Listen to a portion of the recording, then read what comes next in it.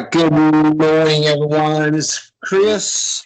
I got Paul Hemphill with me from what part of Massachusetts?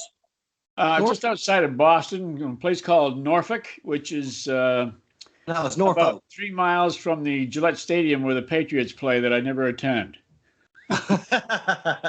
you realize it's Norfolk? Norfolk, yeah.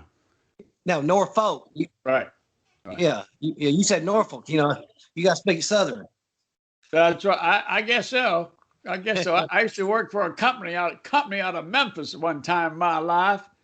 And Okay, that wasn't too bad of an attempt at a Southern accent. I'll give you a pass on that one. So, yeah, I can do Southern. I'm sorry. You can do what now? I can do Southern pretty well, but I'll stick to Northern now. Yeah, I can change it. I don't know how people can change different languages or different accents. Yeah. I usually use to my advantage because people are going to think I'm dumb when they hear me talk. So I'll talk a lot slower sometimes, and like I don't understand, and really I work at my advantage, but try not to do that too often. Paul, you have interest in American history. So what I heard, and you've been looking at the way it should be changed, how it's taught. How do you mean by that? Well, basically, American history, the way it's being taught, isn't working. And the reason why it isn't working is because it's been taught the same way for so many years, so many decades, that to this day, 88% of all high school seniors have no proficiency in American history, which means they don't know what to do with the information they just studied for the last quiz. And you can read emails or blogs by students who just received their A in their last history quiz, bragging about the fact that they just forgot everything. And so with 88% non-proficiency rate, what we have is a nation of history illiterates. And when you have a nation of history illiterates who don't know what the country stands for, how do we expect that they are going to stand up to our enemies, both foreign and domestic? You can't be enthusiastic about something that you know nothing about. In other words, you can't defend what you cannot define. And so I really got into this not because I had a sense of how our national security was in jeopardy, but because of how my two teenage boys were coming home from high school some years ago and telling me they didn't like history. And every 6 months I would ask them the question, so how do you like history so far? I always get the same answer. Dad, is boring. And the reason why it's boring to our kids is because history is taught about in a way that discusses statistics and facts, as I like to say, stats and facts and memorizations. And kids really don't connect to all of that because, for example, last week they didn't have lunch with Abraham Lincoln or Jefferson Davis. They never participated in any historical event that they're expected to learn about for the next quiz. So there's a total disconnect. And that disconnect is the reason why history continues to be taught the same way. The disconnect continues. And so what I did is that I did what I thought was necessary was to create what I called the classic, pattern change. By pattern change, what I mean by that is for centuries, for thousands of years, the candle was the pattern of light until it was changed by the light bulb, which made our lives better. The horse was a means of transportation for thousands of years until that pattern of transportation was changed by the locomotive, which was then changed by the automobile. And the printing press, newspapers, was the pattern of information until it was changed and improved, but with the home computer. So with that pattern interrupt, the way history has been taught demands a pattern interrupt. And so I basically invented the pattern interrupt by teaching history in a way that is pretty simple. It's a formula. The formula is you tell a story, and then you tell what lessons are taught from that story in a way that students will say, well, I can use that information. As recently as 3 days ago, I was interviewed by a group of students in Norman, Oklahoma. The principal told me there that he was the principal of the most expensive private school in that state. And so I was talking to some very, very bright students. And one of the reactions, several reactions I got out of the students in that interview, is that they felt a real connection to the way that I was suggesting that they learn history. I was personalizing it. I was telling stories, and we all love stories. And so we listen to stories, and what stories do. One educator or scientist in California was talking about how stories help us to remember facts better. And when we remember facts better, we remember our history better. But it's got to be presented in the form of stories, which you don't get with the standard way that history is being taught. So, sorry, I didn't mean to cut you off. When you said something earlier, it's hit me as soon as you said it about the way about the way history has been taught. I remember a college professor that taught history different, and it was along the lines of what you're saying is when you're giving kids a bunch of dates and memorizations, does it really matter if they remember that Operation Barbarossa began on 22nd June 1941, or is it more important the story behind it? Is that kind of what you're trying to change?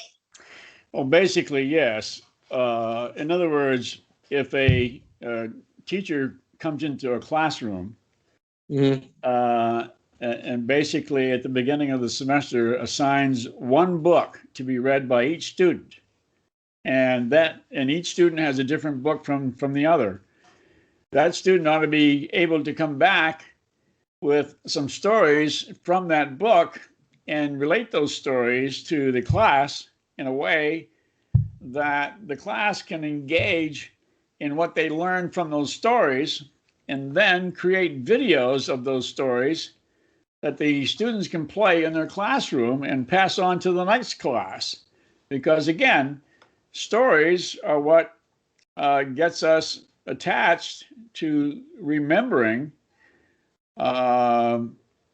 what is being related in those stories, but more importantly, what lessons do we get out of those stories? So in that process, Chris, what happens is that the student, with more and more exposure to history being presented in that fashion, gets to read on their own the actual history of that particular event. So they become more attuned to, let's say, in American history, knowing what American history is all about and what the country stands for. And so by learning what the country stands for, the students come to appreciate what their country stands for, and basically gives us a new sense of patriotism that is evaporating in our schools today. I don't know if you've I hate to compare this, if you've ever watched the Andy Griffith Show. There's actually an episode where the kids hate history, and Andy tells a story about Paul Revere's Midnight Ride, and the kids are just sitting there, just taking in with. Yeah. And he's telling the story on the horses clopping, sparks flying up, ears laid back, and he was riding that horse. And the kids loved history. But they couldn't see past the dates in the place and here. And I always thought the who, what, when, where, how was, does it really matter? Exactly. So Sorry, I didn't mean to interrupt. Was you going to say something past that? No, go ahead. Okay. Yeah. So you use the Battle of Gettysburg, or Gettysburg is your platform? Would that be a right word? Or what made you pick Gettysburg over, say, the Boston Tea Party or Pearl Harbor or?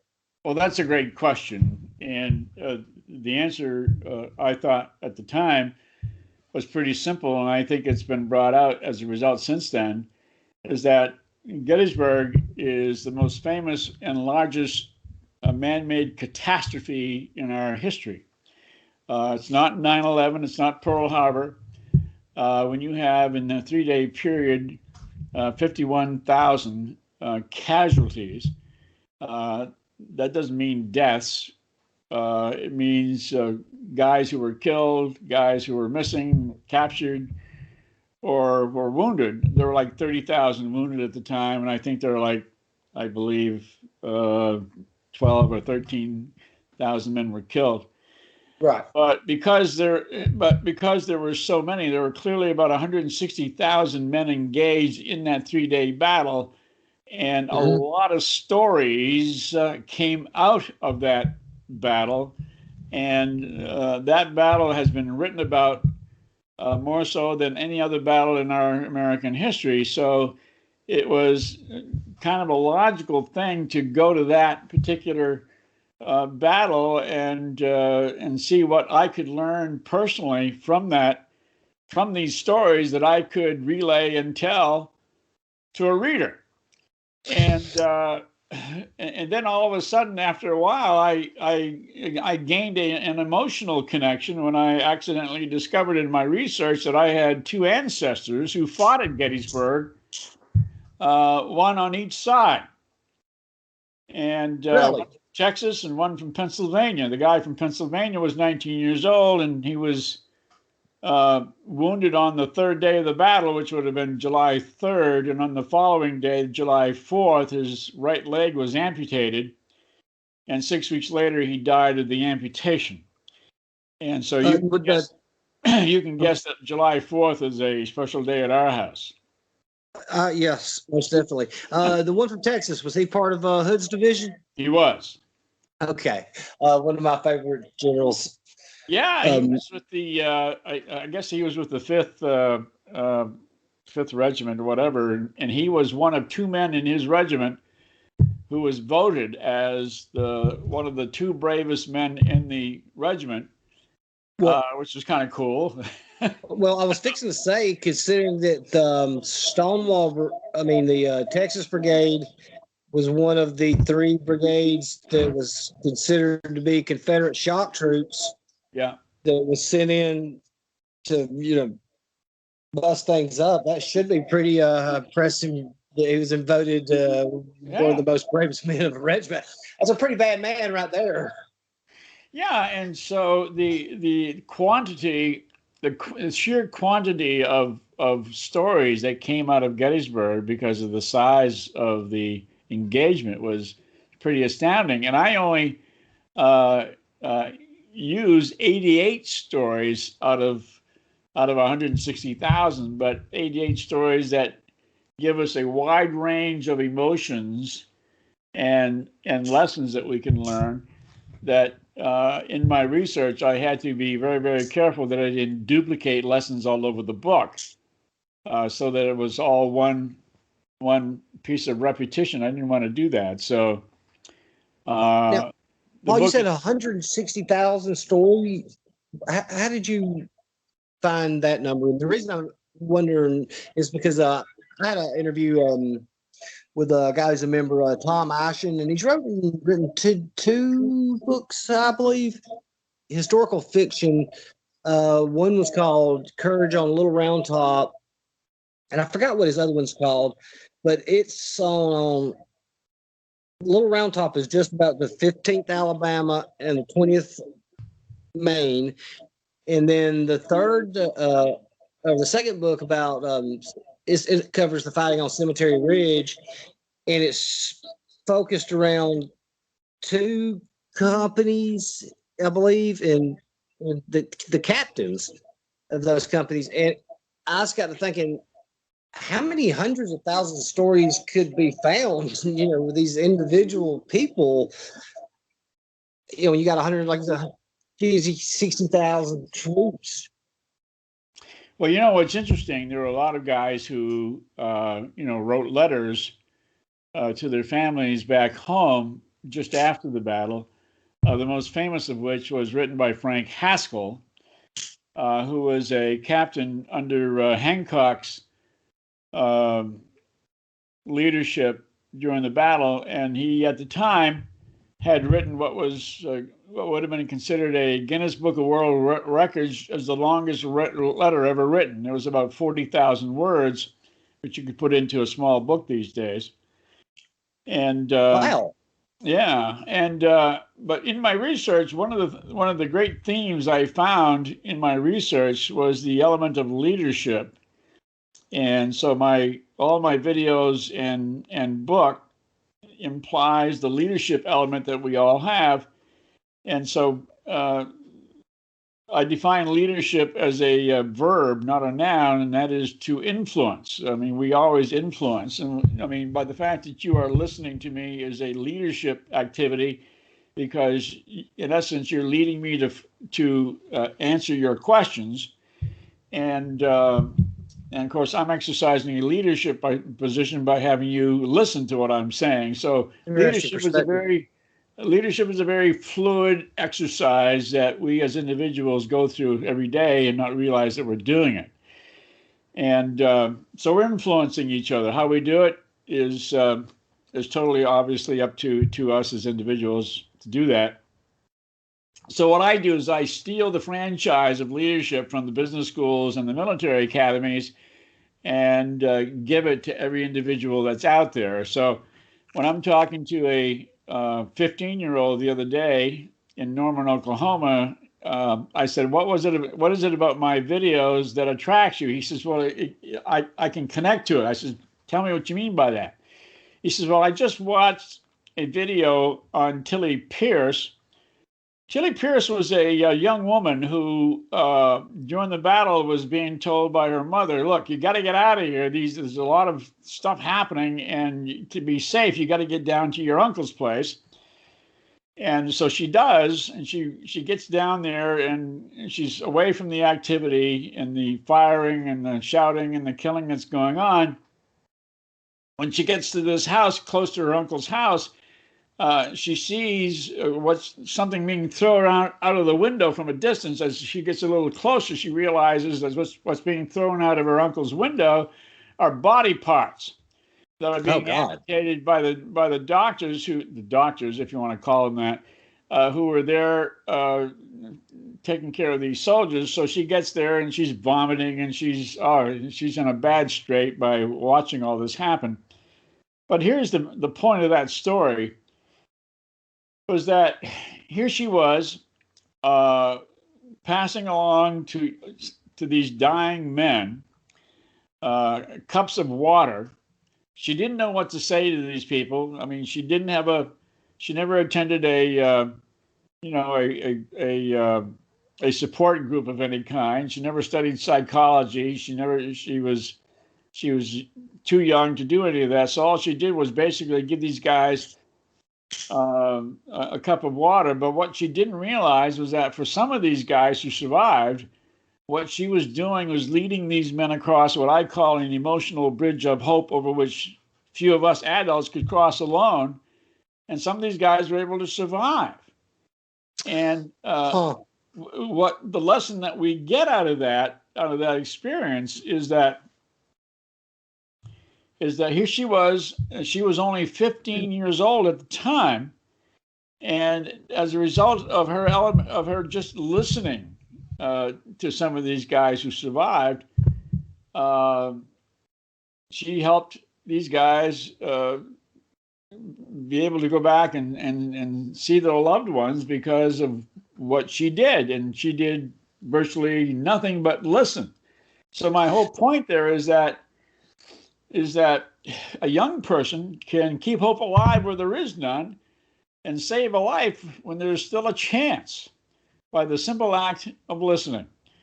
And that's confirmed now when you see these stories on television about teen suicide and a teenager being interviewed and asking, well, what kept you from committing that final act? And you hear a reaction of, well, a friend of mine showed up and I was talking, and all she did was convince me that I didn't have to kill myself. Well, how did she do that? Well, she didn't say anything. She just sat there and listened and gave me the impression that she really cared, and she was the only person that really cared about anything about me, and that gave me incentive to stay alive. So the point here is that there's a connection there with my stories. Excuse me. So I got a question for you. See how you, or what's your take on this? We've often heard, it's probably a two-part question. We've often heard people say that history is taught by written by the winners. And I was in a discussion with some people the other night. I forgot what we got on, and I told this guy, I said, "You're going with the northern perspective there," and he said, "That's the only perspective there is." I said, "No, in the Civil War, you have many perspectives. You had the northern." I said, "You had the southern aristocracies. You had the Southerners who actually did the fighting. You had the USCT, and then you got the slaves. So you've got all kind of different perspectives there that the wars looked at." How do you feel? I guess that's a tough question to answer, but how do you feel the history is being taught? Are we getting the whole story about everybody, or just what they want us to know? Because the other night I was on a podcast, and I'll send you a link to it. And it was titled "Chris Peaks Tells America the Real Story of Alabama Governor George Wallace." And I told the whole story about Wallace from the time he was in the 1940s up to his whole career. And everybody's like, "I never heard that story. I didn't know he did this right here. I didn't know that right there." So, the only thing I knew was the stand in the schoolhouse door. So I guess my question is history being taught properly we're getting the whole story, or just one side's perspective? Well, that's a great question, and my answer to that is based upon what a Pulitzer Prize winning author from the Revolutionary War era, name is Joseph Ellis, and he once said, and I think he said it in several of his books. I read them all. Is that history is a never-ending argument. In other words, whatever perspective that you have, and we each have one, we will get into some sort of disagreement as to why something happened, what the cause of it was, or what the results were. And as a result, let me tell you what my perspective is. Mm-hmm. My perspective is not to engage in historical discussions because you're going to get disagreements and arguments all over the place. And so, as I like to say on my Facebook page, I like to say I don't do history. I do the lessons that we can learn from history. And so there's very little disagreement there. And so as a result, I have parents all over the country suggest that I ought to get my videos and my book into their local schools. And I say, well, look, I can't do this all by myself. If you can, let the schools know what my website address is, and so that they can sign up for my free video series, which is a one video a day for 10 weeks or 11 weeks, which they can use either as a course or as a series of videos that they can start the day before classes begin. Just run one video per morning. They only last about 5 minutes at the most. Oh yeah, they're great videos. So it's that was the other thing that I got out of my interview the other day. The kids thought that the length of the videos were just ideal, and but they left the whole story element and the lessons that followed from the stories. I don't know if that answered your question to your satisfaction or not. No, no, it did, because that's a difficult question for people to answer, because that's the reason if you've ever seen What Are the Rules in the Kill Ranges, I don't really care about the causes of the war. That's not what interests me.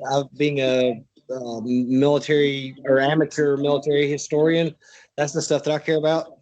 So, if you want to say it was fought over this and you want to say it's fought over that, fine. It doesn't really matter today to me what it was actually fought about. It got fought.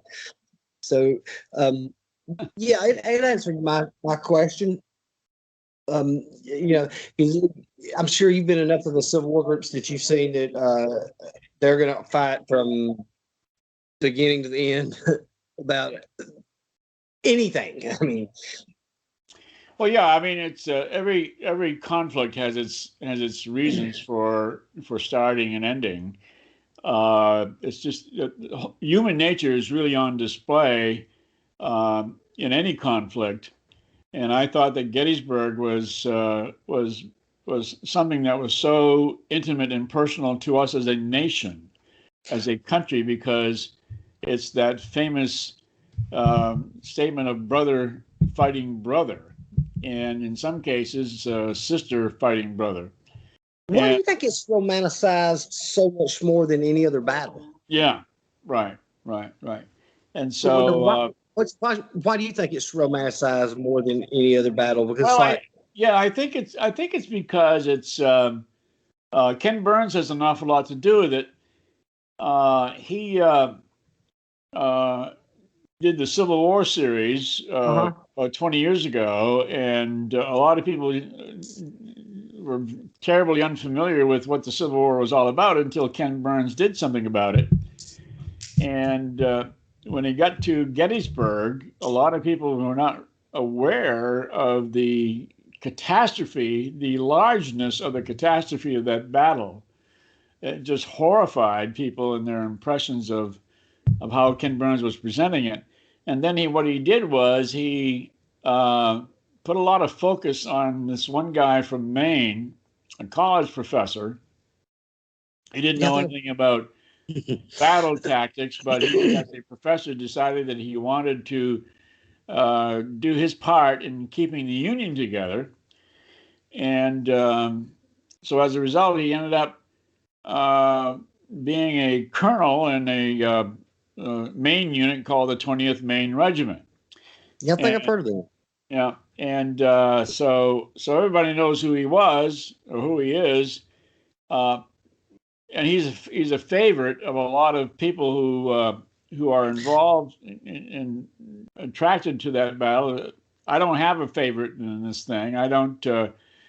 As I like to say, I just finished doing the Chamberlain video this past week. I've been putting it off for a couple of years for lots of reasons, but I finished it just this past week, and I mentioned it to somebody. And he says, "Well, I can't wait to see it." I said, "Well, look, I don't think you're going to be exactly impressed with it, because I'm coming at it from a perspective of what lessons do we learn from his participation in that battle, not the fact that he was such a hero and he was a great guy and he was handsome and he was tall and all that nonsense." So I don't get into that. So I like that. I really do. I mean, just to give you a sense as to my approach, there's an argument, believe it or not, there's an argument about whether or not Chamberlain ordered a charge. Right. Okay. I just actually had a discussion with that other day. Okay. Well, from my perspective, I could care less whether or not he ordered a charge. What does that get to do with anything in terms of what can I use? How could I use that argument in my life to make my life better? Sorry, but I can't. Okay. But tell me what is the effect of using one word can have on your own success. When a guy yells bayonets, okay, these guys, he wasn't ordering a charge. What these guys were saying, in effect, look, we ran out of ammunition. We don't have any more ammunition. I mean, we're done for. I mean, this is it. I mean, we're toast. Okay. But that one word basically activated within these men a sense that they could do something about their situation. And as a result, very quickly, they went forward and did something with their situation and were victorious. And the whole point of that one word is to teach us that one word can generate a positive result for us in any circumstance. And so don't diminish the significance of what one word can do for you in any situation. So I always like to ask people, what is your bayonet moment? Did you get a notice from your bank that they're going to foreclose on your house because you can't pay your mortgage? That's a bayonet moment. So what do you do? Wow. I'm not going to answer that question, but but we all have bayonet moments in our lives, and that's. I mean, that's such a great perspective and explanation that I've thought of. It was just too long an answer to your question. No, it was not at all. It was great answer, man. I never thought about it like that. And actually, the discussion we had was, was it right wing, left wheel, or what? Not, wasn't actually if you said charge, who actually initiated it first. But that, that's a whole different way to look at something. I love when a different perspective is shown to me. A lot of people are not open to stuff like that, and you're not ever going to get a full appreciation. I'll give you another example. There was a guy from Pennsylvania. His name was Orpheus Woodward. I don't know anybody who names their children Orpheus these days. Orpheus. But he was with I don't know what the name of the regiment was, 145th Pennsylvania or something like that. Again, doesn't matter what regiment he belonged to. There was a gap that was opening up in Chamberlain's line. And so what this guy did, he noticed that there was a gap opening. And so he decided that in order to fill that gap so that the Southerners wouldn't come through, he basically moved his regiment like about 20 feet to his left. And as a result of that movement, Chamberlain said in a statement like 20 years later, had that movement not been made by Mr. Woodward, we may have been defeated in that battle. Now, what was the point? What is the lesson that we can learn from what Woodward did? The lesson is, it's the little things that count. So your approach of history is not so much how do I phrase? You should learn from what they did to help your life. There you go. Exactly.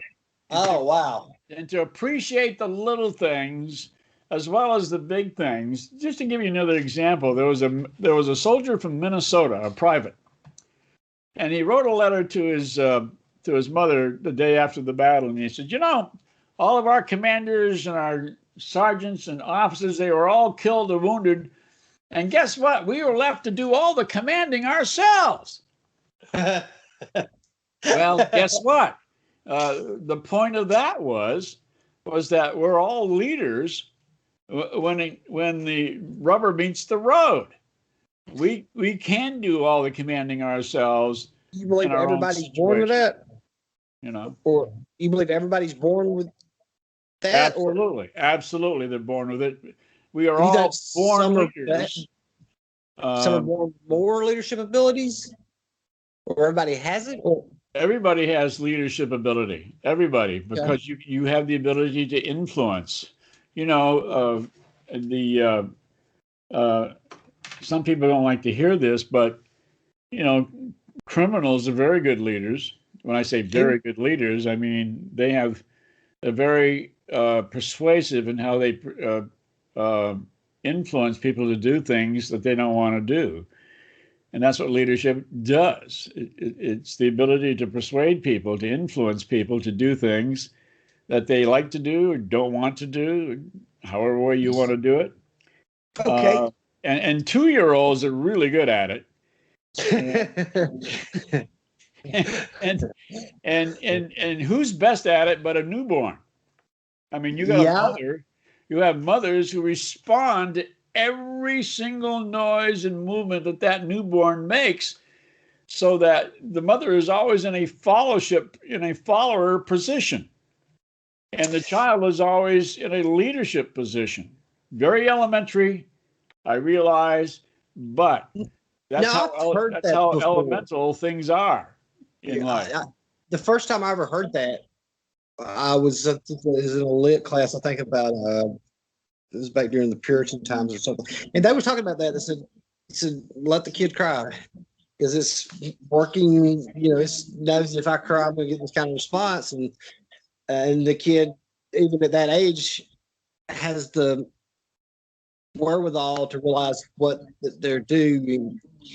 When you talk about leadership and getting people to do what they want them to do, what do you think makes somebody so much superior than somebody else if we're all born with leadership qualities? I know you probably don't follow football, but like Saban at Alabama, I mean, this guy just can wins, and nobody else can get him to get the people to do what he does. Well, circumstances always dictate behavior. And so, I remember watching a video the other day of a guy from Alabama who was pointing his rifle at Chamberlain during the Little Round Top battle. Mm-hmm. And he said he couldn't pull the trigger because there was something about what was going on that prevented him from pulling the trigger. So he thought, again, he says, this is my duty. I'm supposed to pull the trigger. So I'm going to aim and try to shoot this guy. And he puts his rifle up to shoot at him again. And he says, I couldn't do it. And so I guess it was like 50 years later, Chamberlain gets a letter from this guy telling him exactly what had happened. And he shows up, I guess, at the anniversary of Gettysburg, and he meets Chamberlain. And he said, I'm the guy that saved your life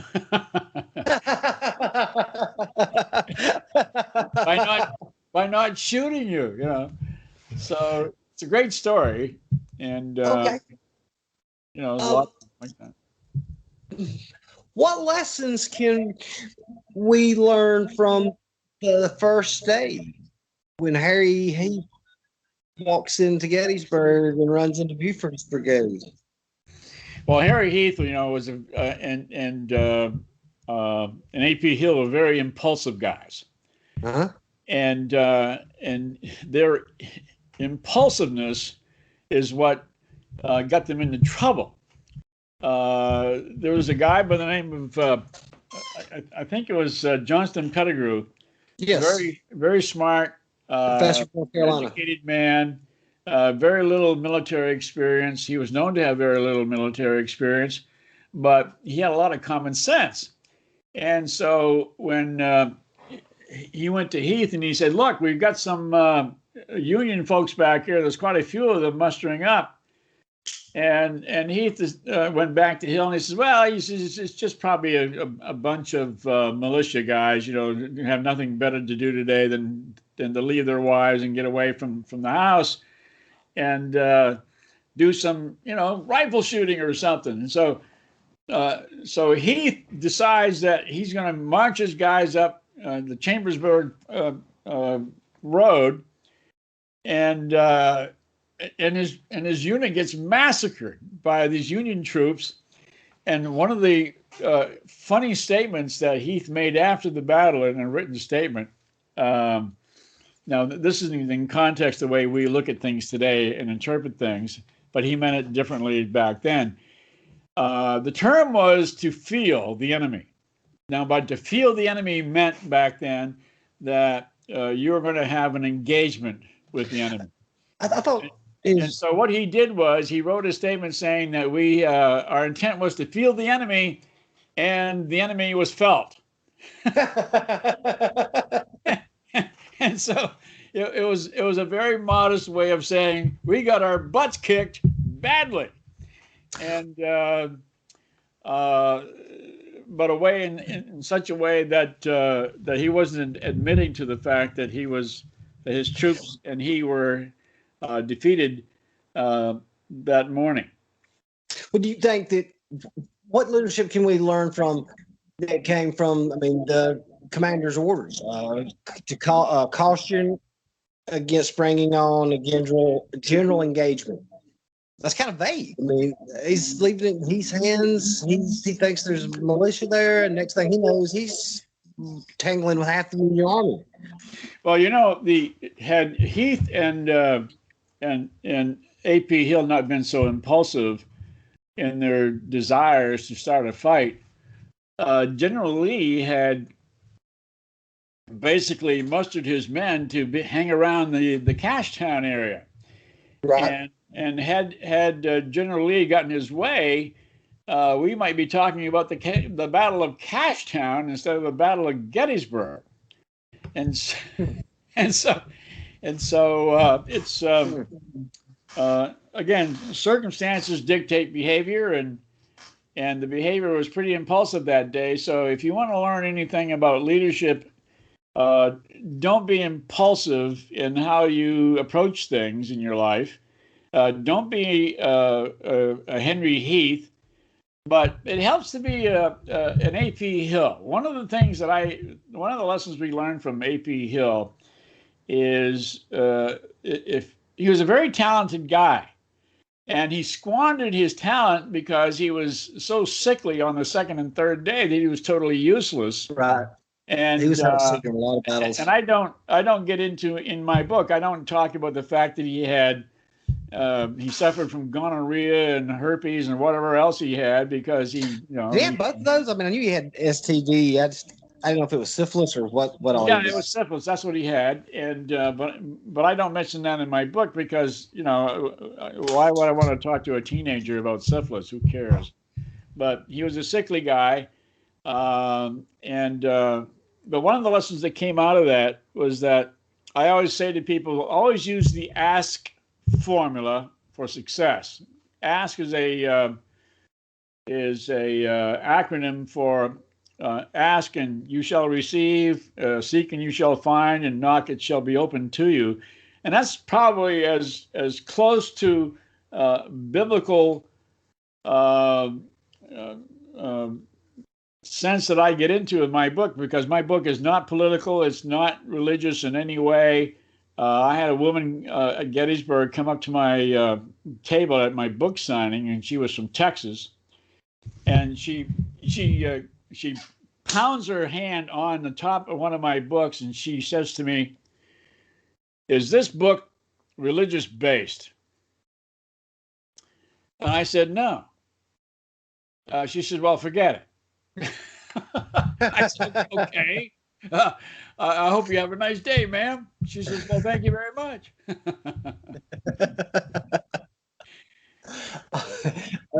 Okay.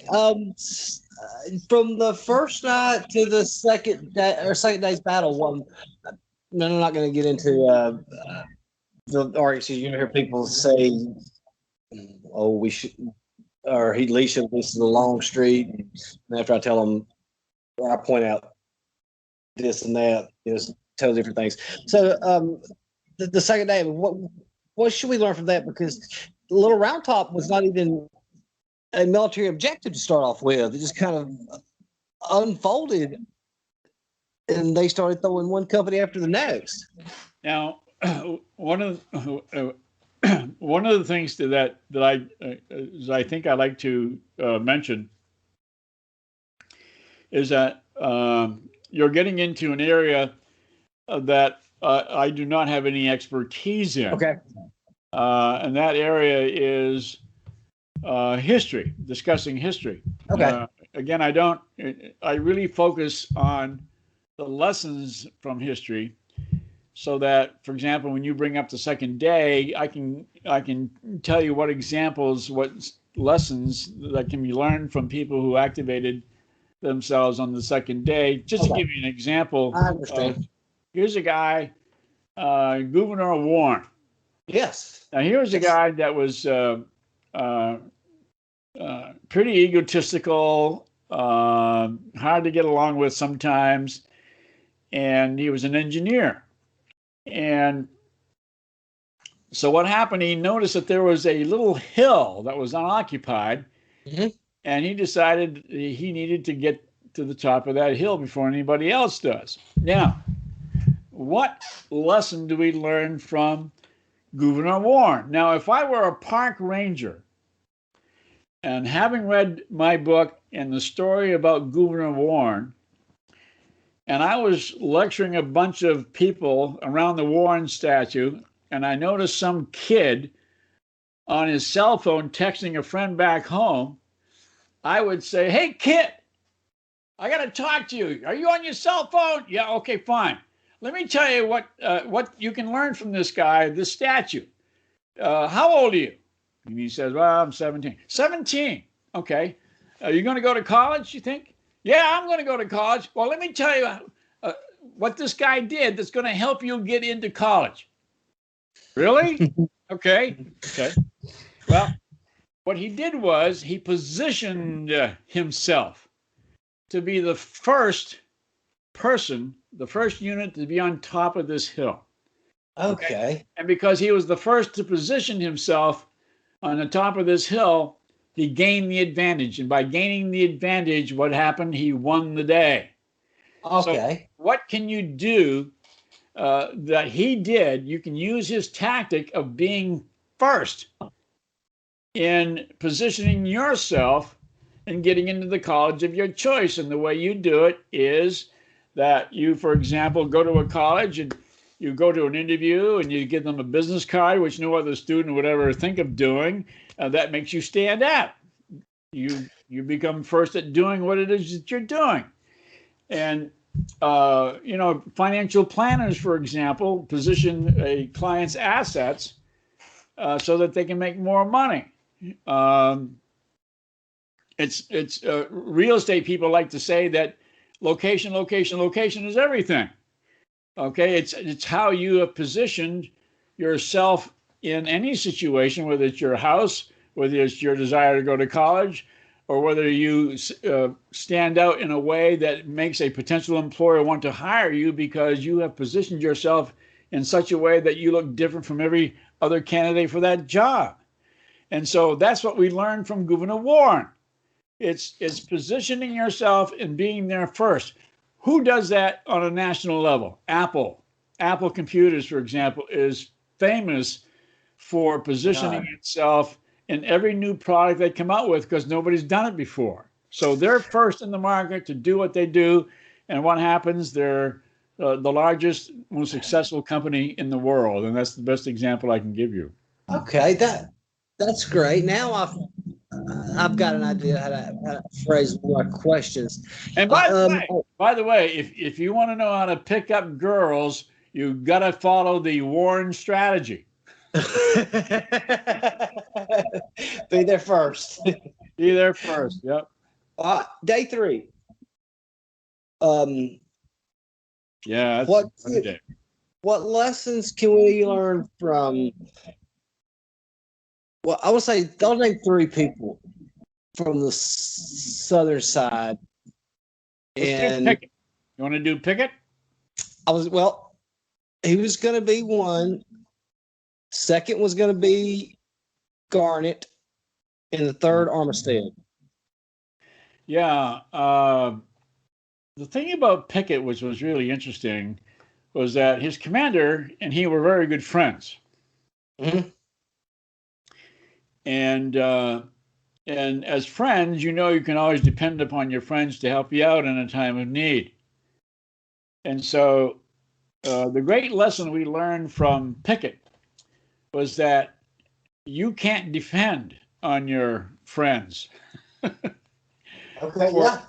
for support in anything, because what Longstreet ended up doing was throwing Pickett under the bus, in colloquial terms, by saying, "Oh, you want support? Sorry, George, you ain't getting any." What?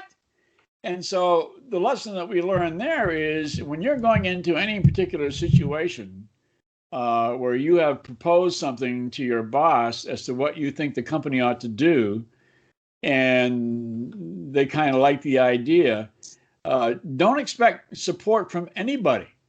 Always presume that you have to do something by yourself and on your own, so that if you do get support, consider that a bonus.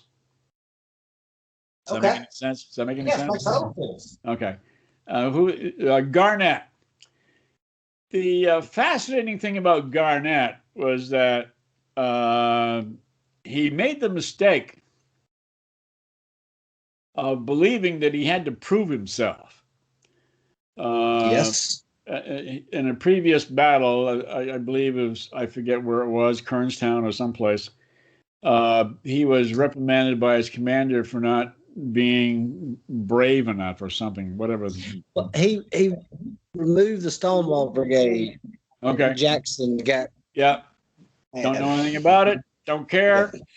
Okay. Well, what happens? He gets to Gettysburg and he feels he's got to prove himself in order to that he was brave. Well, that was kind of, in retrospect, kind of dumb because what did it accomplish for him?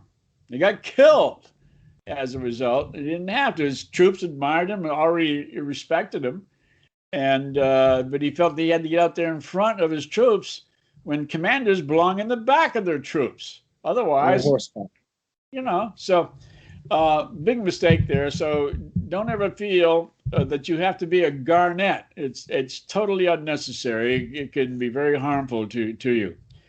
Armistead. That's great. That's a great point. Okay. You only have to prove something to yourself. Armistead. What did I learn from Armistead? What did I? There was. I think my Alzheimer's is kicking in because I'm not sure what I remember about Armistead. But I could easily use the default answer by saying it's in my book. So, I think there's a lot of lessons that can be learned with him. I thought, I guess because probably besides Pickett in the charge, he's the one that's most mentioned because for breaking the line. As probably draw all conclusions or whatever. But that's you have such a great perspective and take on this because when I first asked you about this, and I said, "We'll go in my Civil War." You said, "Well, I'm not in the Civil War." And I was like, "Oh, what?" And what? I was totally taken back. I was like, "You're not in the Civil War? What are you talking about? You post every day the Killer Angels." Because I remember when I think somebody else added you or asked you to join, and that you said something about commenting on your videos. So he came back and asked me about it, and I said, "Well, yeah, I can turn off comments, but I can't, prevent anybody from actually commenting on. But I'll do everything I can to make sure that he doesn't get the wrong questions asked or what he doesn't like." So I guess that's what when you said the Civil War, and you picked Gettysburg as to what to teach from. Why? I guess instead of war, was there not another part of history, like pretty much the Challenger explosion, the Titanic? I guess I'm trying to have another tragic event. Yeah, I'm not sure. I'm understanding where you're going with that, but well, I was trying to figure out how to phrase it right, because you see, for us to learn our American patriotism or where we came from, and appreciate is there not another event besides a combat action that you could have used or you thought about using to apply lessons, or was it just because there's so many lessons at Gettysburg? Well, I think that I think that the elements that we use to describe anything is to go after those events that bring out the best and the worst in us. Okay. And I believe that's the reason why we study battles and we study things of that nature that give us an insight as to what people did. But the problem with the way history is being written, or I should say being taught as well, is that there's no connection that's being made between the reader and the writer. Yes. The connection for me is the stories that come out of these particular events, and these stories can be very elemental stories, like the 15-year-old girl with the can of water and doing nothing more than listening to the men who are in her care, and some of them able to survive because they're looking up at her and thinking to themselves, "That's my sister, that's my mother, that's my wife right now, and I'm going to make it through this." And so it's all about human nature and what we can gain from learning about what we are capable of with our human nature, and it's a marvel. I get up every morning marveling at the fact that we as humans have the ability to do anything we really want to do if we really want to put our minds to it.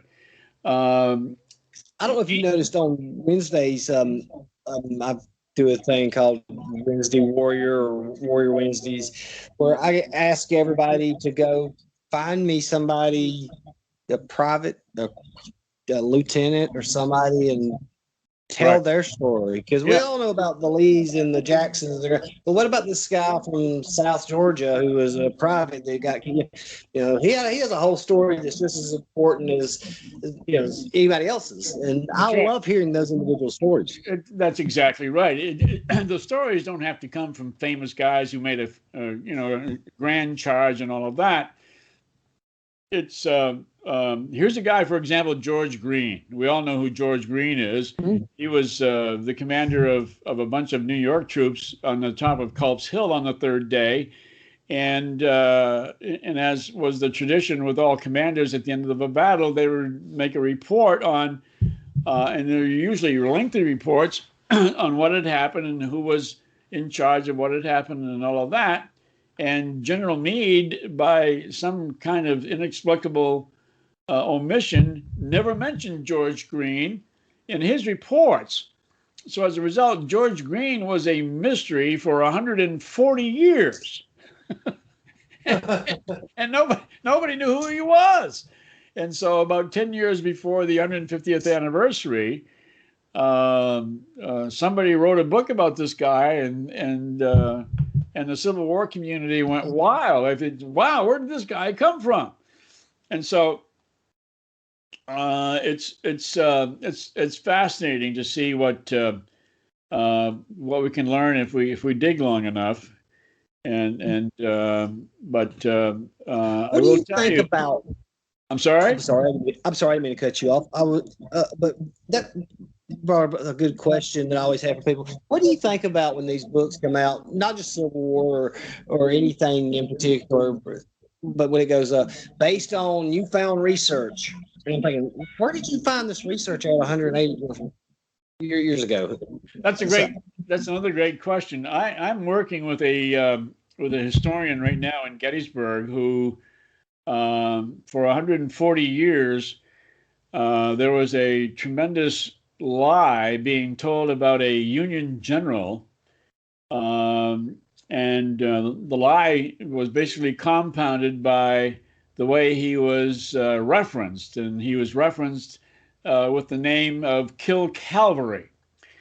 And the story was about a guy by the name of Judson Kilpatrick. And the story was that he, or the myth was, is that he, I shouldn't say unceremoniously, but he ordered a charge which was just awful. It was a terrible order, and he was ruthless, and he was irresponsible, and he got all these men killed, and nothing could be further from the truth. And that wasn't discovered until this woman had done a lot of research into the archives that had not been researched before. And when she came out with articles in the Blue and Gray magazine and all these other Civil War publications, it just blew the minds of all kinds of historians who basically wrote to her and said, "My gosh, I got to change my perspective on this guy Judson Kilpatrick." Well, there are some diehards in the Civil War community who refused to accept the story. Now, they didn't do any of the research, but they were so convinced that this guy Kilpatrick was a nasty, terrible person that they weren't going to change their minds. And so she was excoriated by a bunch of people who made fools of themselves by doing it. And to this day, in fact, I see her every year that I get down to Gettysburg, and she's kind of a funny person, humorous wise. And so I've been basically coaching her to get the book published, and she keeps putting it off because she's got other things to do. But she's the country's leading cavalry. I have to practice that word from time to time. I mix it up with the other one. but she's the country's leading cavalry expert on Gettysburg. And so when you go to Gettysburg and you want to get a different perspective of that battle, you want to go on horseback. Okay. And you will see things on horseback that commanders saw that the ground troops never saw. Right. And, she will take historians on horseback riding, and historians will say, "Gee, I got to change what I wrote in my book because I see something from a perspective of being on top of a horse that I hadn't seen before." So, yeah, there are things that cause people to find newfound research, and that happens all the time. Okay, well, I got a question for you. This kind of reversal then. We hear this term all the time, revisionism history or whatever. Yeah. And I would like to just take one example here. 25 years ago, in my war classes, the way they were taught, the Battle of the Wilderness was a tactical offensive victory for Lee. He was cut and dried. They won the battle tactically. Now, over the last 25 years, the battle has now been classified as inconclusive. And I was listening to a professor speak the other night, and he's calling the battle the wilderness a win. And I was like, no, where did all this come from? Because you go back and you look at the newspaper reports, the telegraph reports, it was coming out as a massive Union defeat by the Army of the Potomac. They had not been beaten like that the whole war. Yeah, it's those kinds of discussions I have no interest in, only because it deals with again, you're going to get into an argument with somebody, right. And I guess I didn't phrase it right. And who's right and who's wrong? I mean, not only do you debate the facts, but you debate who's right and who's wrong. So to me, discussing history is sort of like I don't know what kind of comparison I could make, but that's the reason why I don't really get into discussions about history. Now, I go back to Gettysburg every year. I've been going back to Gettysburg every year for the past 22 years. Not because I want to discover anything historical that I hadn't discovered before, but it's because I've developed some friendships with people in that area that I like to see once a year because they're very fascinating. And just to give you an example, I stay with this Civil War couple Yeah. who have me as a guest in their house for a week every year. They're both historians, and I remember it was a couple of years ago. It actually happens every year, but a couple of years ago, I noticed that here I am. I drive 7 hours to get to Gettysburg. 20 minutes after I arrive at the house, ready for this? 20 minutes after I arrive at the house, the husband and the wife are having a debate on whether Longstreet took too Oh, much time. oh my God. It was hilarious, and I started to laugh. And I said, "What's so funny?" I said, "This is why I drove for 7 hours to see you two talk about the battle." I mean, it was just fascinating because from a personal standpoint, I always love to talk to people who have a passion about something. And because when they have a passion about something, they are so engaged that they engage you in what it is that they're doing, and you becoming almost as excited as they are. And so Yes, I know it's a lot of fun. what you're. That's funny that you said that because look at our group, being a military group, we're fixing to start on the Gettysburg, and like last year, I was so mentally exhausted after the 3 days because the first day they're blaming it on Harry Heat, and this like the second day Longstreet was slow. One side saying he's got his orders by 9 a.m. He's supposed to be in the fight by 1, and so that fight goes on. And Stewart left him blind. Another side, no, he had cavalry in the third day, and everybody's arguing back and forth whose fault it was. And finally, I guess it surprised everybody because I spent the whole 3 days defending Lee. And then when I wrote my final analysis, I said, ultimately, the win or lose, the blame goes with the commanding general. Yeah, that's right. One of the things I admired about Lee in my research during the battle is that the lesson I learned from Lee is that we should all have what I call our Robert E. Lee moment. The Robert E. Lee moment, as I like to call it, is when you're standing in front of your mirror and you're admitting to yourself that you really made a mistake, that you really blew it, and admitting to your mistakes is a terrific attribute that one has because you're not trying to justify your mistake. Your doing so makes you more approachable as a person, and you express and demonstrate a great deal of flexibility in understanding the human condition. So this is what Lee was doing on the third day when his troops came back and said, we ought to continue this. He says, "No, man, this is all my fault. We can't be doing this anymore. This is horrendous." So that took a lot. What's that? Especially that took a lot for somebody to even admit that at that moment.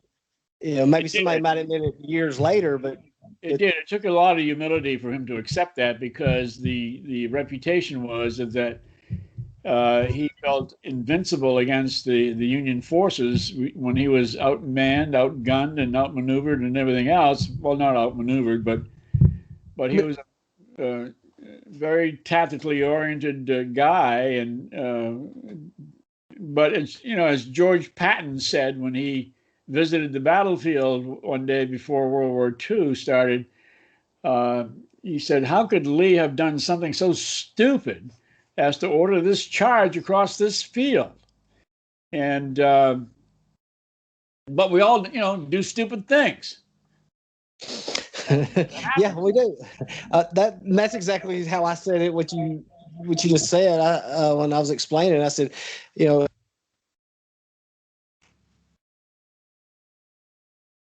You still there? Oh, you know what? Uh-oh. Chris, I can't. Okay. Can I hear you? Yeah, I can hear you. Can you hear me? Yeah.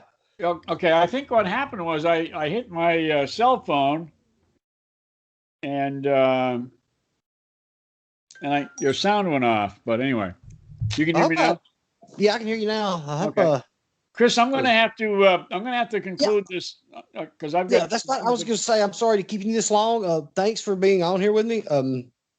I appreciate that. Well, And I appreciate being here today, and thank you very much for contacting me. I really enjoyed this discussion very much, and thank you for letting me post on your Facebook page oh, every thank you for Saturday. being there. I look forward I look forward to them every time they're there. I appreciate that a lot.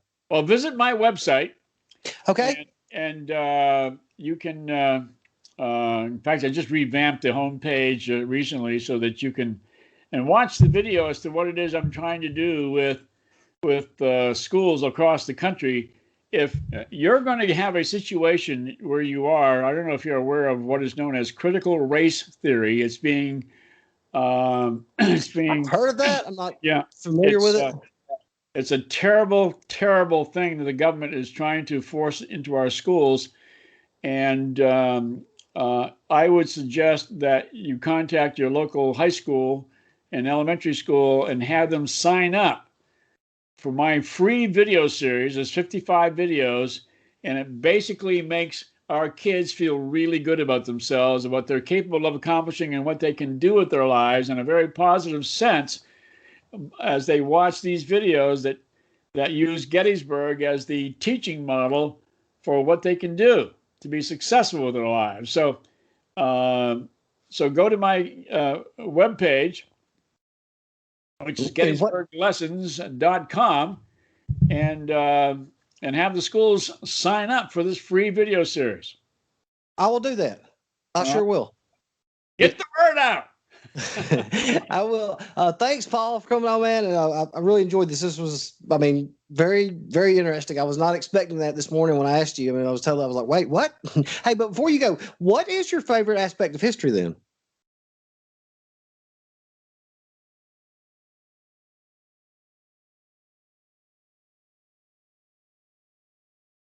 I think I lost your sound again.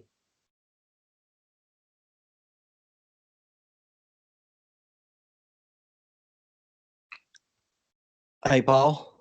I think I lost your sound again. Your sound? Okay. Okay. Yeah. Yeah.